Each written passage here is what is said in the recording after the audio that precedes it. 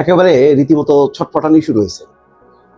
Doctor Mohammad ইউনূসের সঙ্গে নরেন্দ্র মোদীর এই বৈঠকের পর ভারতীয় শিবির, আওয়ামী শিবির, দুই শিবির একেবারে এখন লজ্জায় তারা বালুতে মুখ গোজার চেষ্টা করছে।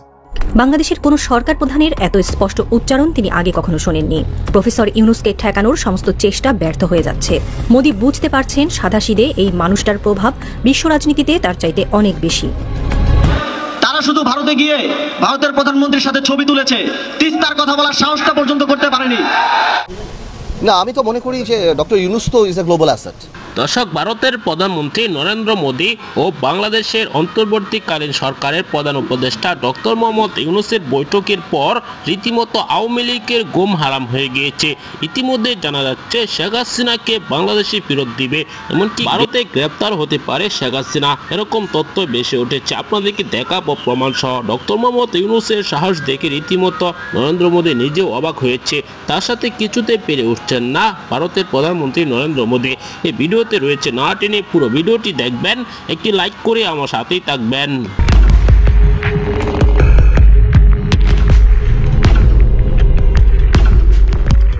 রাতের আকাশে চাঁদ ম্লান। দিল্লির ৭ লোককল্যাণ মার্গের একটি বারান্দায় দাঁড়িয়ে আছেন নরেন্দ্র মোদী। তার হাতে একটি ফাইল, যার ওপর লেখা বিমস্টেক বৈঠক, ঢাকার দাবি। ব্যাংককের সেই আলোচিত সাক্ষাতের পর থেকে তার মনে একটি প্রশ্ন ঘুরছে।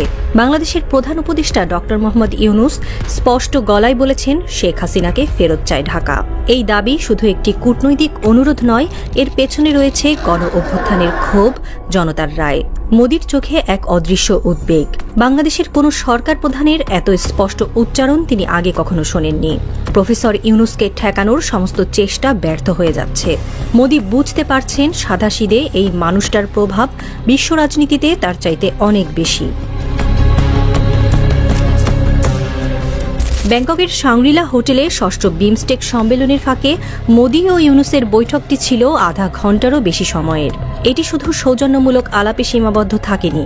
ইউনূস স্পষ্ট গলায় বলেছেন শেখ হাসিনাকে ফেরত চায় বাংলাদেশ। গণ অভ্যুত্থানের পর হাসিনা ভারতে আশ্রয় নিয়েছেন, আর সেখান থেকে তার বক্তব্য বাংলাদেশে উত্তেজনা ছড়াচ্ছে। ইউনূসের কথায় এটি জনতার দাবি। তিনি সীমান্ত হত্যা, তিস্তার পানি বন্টন, গঙ্গার পানি চুক্তির নবায়ন এসব ইস্যুতেও জোর দিয়েছেন। যেখানে হাসিনা ভারতের সামনে নরম ভঙ্গি নিয়ে নীরব থাকতেন, সেখানে ইউনূস সাহসের সঙ্গে বাংলাদেশের পক্ষ তুলে ধরেছেন। শেখ হাসিনার ১৫ বছরের শাসনকালে ভারতের সঙ্গে সম্পর্ক ছিল মধুর, কিন্তু সেই মধুরতা বাংলাদেশের জন্য কতটা ফলপ্রসূ ছিল তা নিয়ে প্রশ্ন উঠেছে। তিনি মোদীর শপথে গিয়েছেন, দ্বিপাক্ষিক বৈঠকে বসেছেন, কিন্তু কখনো সীমান্তে হত্যা বন্ধ বা তিস্তার পানির দাবি জোরালোভাবে তুলতে পারেননি। আদানির সঙ্গে বিদ্যুৎ চুক্তি করে বাংলাদেশকে ব্যয়বহুল মূল্য দিতে হয়েছে, অথচ ভারতের প্রকল্পগুলো এগিয়ে গেছে। হাসিনা বলতেন, আমি যা দিয়েছি ভারত তা শোধ করতে পারবে না, কিন্তু বাংলাদেশের জন্য কিছু নেওয়ার সাহস তিনি দেখাননি। প্রফেসর ইউনূস গণ অভ্যুত্থানের শক্তি নিয়ে এসেছেন। ২০২৪ সালে বাংলাদেশের রাজপথে যে আগুন জ্বলেছিল তার প্রতিনিধি হয়ে তিনি মোদীর সামনে দাঁড়িয়েছেন। শেখ হাসিনার প্রত্যাপনের দাবি শুধু একটি রাজনৈতিক বিষয় নয়, এটি বাংলাদেশের জনগণের ক্ষোভের প্রকাশ। ইউনূস বলেছেন, হাসিনা ভারতে বসে উস্কানিমূলক বক্তব্য দিচ্ছেন, এটি বন্ধ করতে হবে। যেখানে হাসিনা ভারতের সঙ্গে সম্পর্কে সবসময় সতর্ক ছিলেন, ইউনূস সেখানে জনতার কণ্ঠ হয়ে উঠেছেন। তার এই সাহস হাসিনার আমলের নীরবতার সঙ্গে একটি তীব্র বৈপরীত্য তৈরি করেছে। ইউনূস যে স্পষ্টতার সঙ্গে মোদীর সামনে দাঁড়িয়ে কঠিন কথা বলেছেন, তা হাসিনার আমলে কল্পনাও করা যেত না। মোদীর জন্য এটি একটি কঠিন পরিস্থিতি। হাসিনা ভারতে আশ্রয় নিয়েছে এবং তাকে ফেরত দেওয়া মানে বাংলাদেশের নতুন সরকারের সঙ্গে সম্পর্কে নতুন মোড় আনা। কিন্তু এটি ভারতের দীর্ঘদিনের কূটনৈতিক অবস্থানেরও পরীক্ষা। ইউনূসের দাবি শুধু হাসিনার প্রত্যর্পণ নিয়ে নয়, সীমান্ত হত্যা বন্ধ, পানি বন্টনের ন্যায্যতা এসব নিয়েও। হাসিনার আমলে এসব ইস্যুতে ভারতের ওপর চাপ কম ছিল, কিন্তু ইউনূস যে স্পষ্টতার সঙ্গে কথা বলেছেন তা মোদীকে ভাবতে বাধ্য করছে। প্রফেসর ইউনূসের দাবি ভারত বাংলাদেশ সম্পর্কে একটি নতুন মোড় আনতে পারে। হাসিনার আমলে যে সম্পর্ক মসৃণ ছিল, ইউনূসের আগমনে তা এখন প্রশ্নের মুখে। ইউনূসের সাহসী অবস্থান বাংলাদেশের জনতার প্রত্যাশা পূরণ করতে পারে, কিন্তু ভারত কিভাবে সাড়া দেবে তা এখনো অজানা।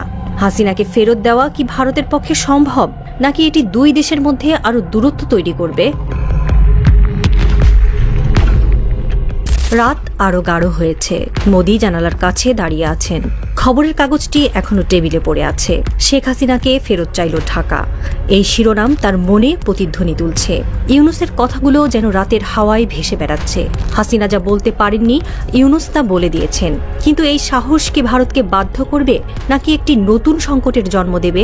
ভারতের নিজের স্বার্থে বাংলাদেশকে একতরফাভাবে ব্যবহারের সমস্ত আধারের দিন ফুরিয়ে গেছে। আকাশে তারারা জানান দিচ্ছে বাংলাদেশ। প্রফেসর ইউনূস ঠিক এভাবেই মোদি বাংলাদেশ বিরোধী শক্তির সামনে জ্বলছেন। না, আমি তো মনে করি যে ডক্টর ইউনূস তো ইজ এ গ্লোবাল অ্যাসেট, এবং উনি গ্লোবাল পার্সোনালিটি যে কয়জন আছেন ওনাদের মধ্যে উনি একজন সিগনিফিক্যান্ট মানুষ, মানে যত মানুষ আছেন। তো আই এম শিওর যে ইন্ডিয়া আর বাংলাদেশের যেই দ্বিপাক্ষিক আলোচনা হলো বা যেই আলোচনাই হলো, আমি পজিটিভলি দেখি, এবং আমি মনে করি যে এই দুই হেড অফ স্টেটের যে আলাপ আমাদের দেশের জন্য ভালো কিছুই নিয়ে আসবে। আর বেশ কয়েকটা গুরুত্বপূর্ণ ব্যাপারেই আলাপ হয়েছে দেখলাম আমরা।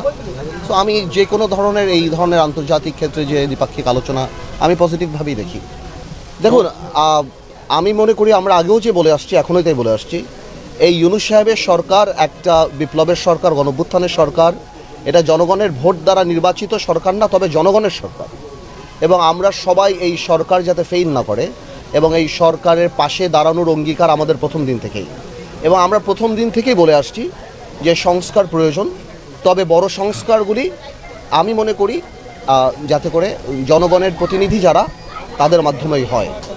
তো আমরা সেভাবেই ইউনূস সাহেবকে সাহায্য করে যাচ্ছি এবং বা তার পাশে আছি। এবং ইউনূস সাহেব বারবারই বলছেন, আমরা শুনছি যে ডিসেম্বরে হবে, কিংবা ডিসেম্বর থেকে জুনের। প্রিয় দর্শক, আপনারা জানেন অন্তর্বর্তীকালীন সরকারের প্রধান উপদেষ্টা ডক্টর মোহাম্মদ ইউনূস ক্ষমতা আসার পর থেকেই ভারত একের পর এক ষড়যন্ত্র করে ব্যর্থ হচ্ছে। এই ডক্টর মোহাম্মদ ইউনূস যদি ক্ষমতায় না থাকতো, অন্য বিএনপি বা অন্য কোনো দল ক্ষমতা আসতো, তাহলে কিন্তু ভারত হস্তক্ষেপ করত। তারা কিন্তু এতদিনে শেখ হাসিনাকে আবারও পুনরায় ক্ষমতায় বসিয়ে দিত। তা কিন্তু পারছেন না শুধু ডক্টর মোহাম্মদ ইউনূসের কারণে। কেননা ডক্টর মোহাম্মদ ইউনূস বিশ্বমানের একজন খেলোয়াড়, আন্তর্জাতিক মহলে তার অনেক পরিচিতি রয়েছে। জাতিসংঘ থেকে যুক্তরাষ্ট্র এমনকি বিশ্বের সব জায়গায় তিনি সম্মান পান। তার সম্মান দেখে রীতিমতো হিংসায় জ্বলে ওঠে শেখ হাসিনা। এমনকি ভারতের প্রধানমন্ত্রীর সাথে যেভাবে ডক্টর মোহাম্মদ ইউনূস সম্পর্ক গড়ে ফেলেছেন মাত্র একটি বৈঠকে, তা দেখে হতাশ আওয়ামী লীগ যা ভেবেছিল তা কিন্তু আর কিছুতেই হবে না। আওয়ামী লীগ ভেবেছিল শেখ হাসিনাকে পুনরায় ক্ষমতায় বসানোর জন্য নরেন্দ্র মোদী জোর চেষ্টা চালাবে, কিন্তু এর উল্টো দেখা যাচ্ছে। এখন শেখ হাসিনার উপর আসতে পারে বড় নিষেধাজ্ঞা, ভারত থেকে তাকেও তাড়িয়ে দিতে পারে নরেন্দ্র মোদী। দর্শক, এই ভিডিওতে আপনারা যে তথ্যগুলো পেয়েছেন, এসব বিষয় নিয়ে আপনার কি মতামত জানাবেন। পরবর্তী ভিডিওগুলো পেতে সাবস্ক্রাইব করে রাখবেন।